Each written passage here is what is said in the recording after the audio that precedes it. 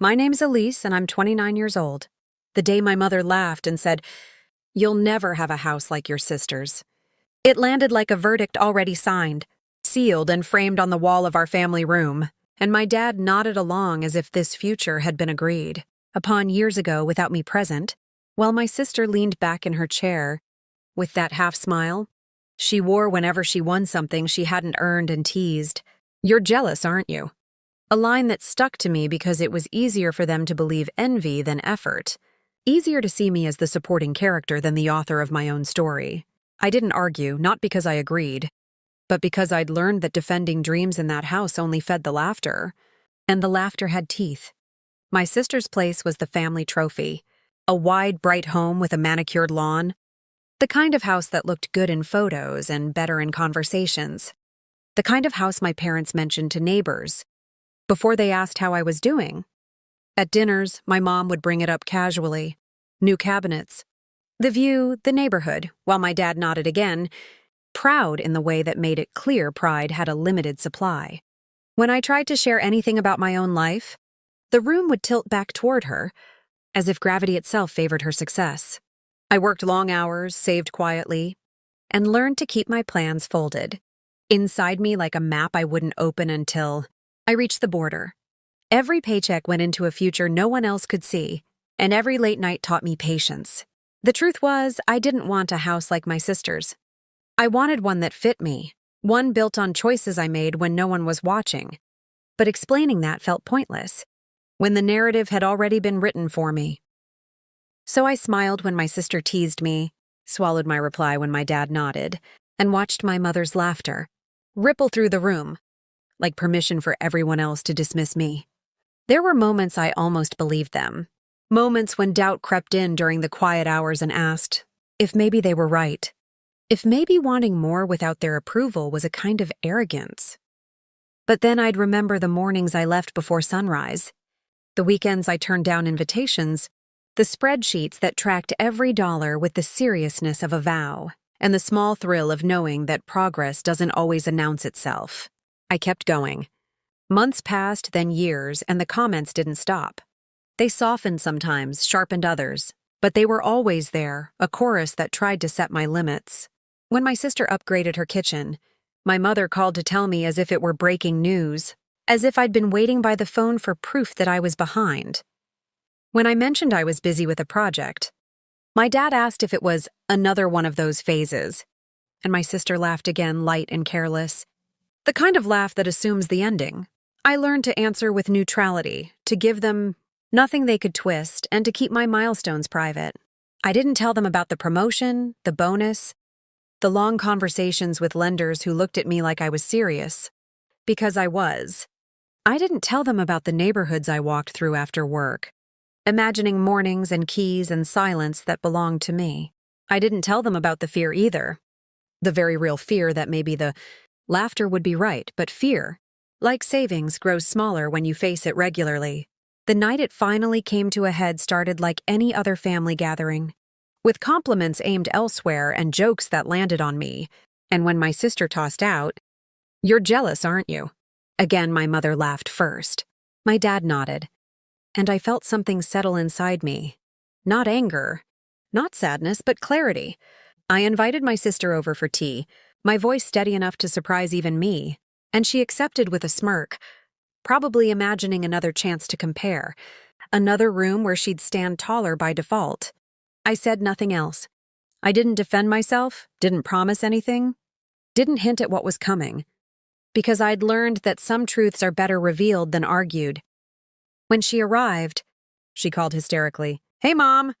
You have to see this right now!" And even before the words finished echoing, I knew the laughter had reached its last rehearsal, because for the first time, the story wasn't about what they thought I couldn't have, but about what I had already built without their applause.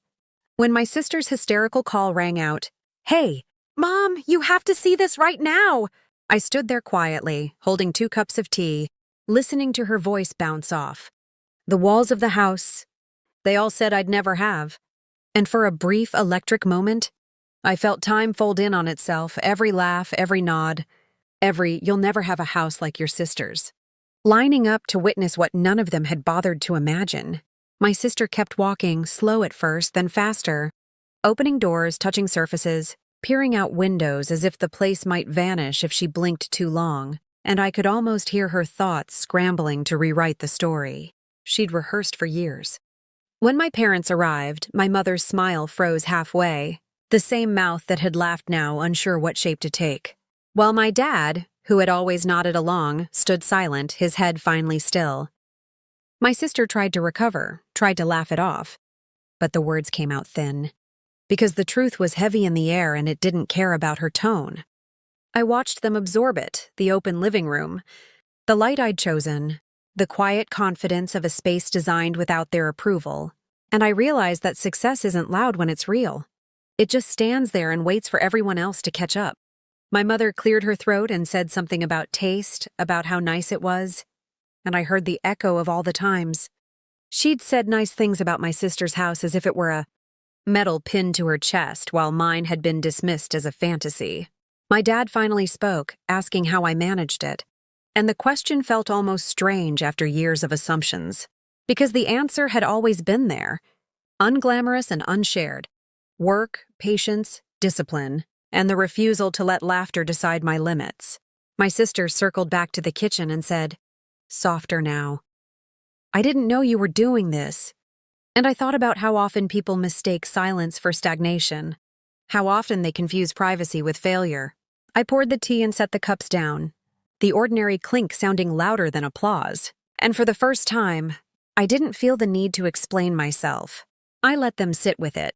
The fact that while they were busy comparing houses, I was building one. While they were busy laughing, I was saving.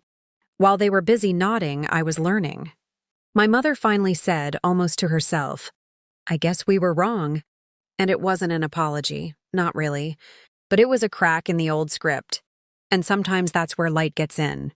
My sister looked at me then, truly looked without the tease, without the smirk, and said, "It's beautiful," and I believed her. Not because the words mattered, but because the power had shifted back where it belonged. I didn't gloat, didn't replay their lines back at them, though they hovered there. "You'll never have a house like your sister's. You're jealous, aren't you?" Ghosts of a story that no longer fit the room. I understood something in that moment that I wish I'd known earlier. The best response to doubt is an argument. It's evidence. As they left, my dad paused at the door, nodded once more. But this time it wasn't agreement with someone else's judgment, it was recognition. And that difference felt like closure. After the door closed, I walked through my house alone, touching the walls, breathing in the quiet, letting the weight of it settle in a good way, the way earned things do.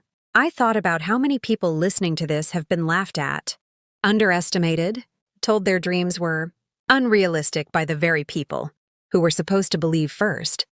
And I want you to hear this clearly.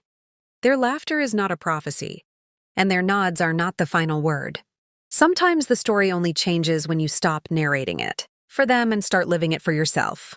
If this story resonated with you, if you've ever been told you'll never have something you're quietly working toward, then stay with me. Because there are more stories like this, stories about patience, proof, and turning doubt into doors.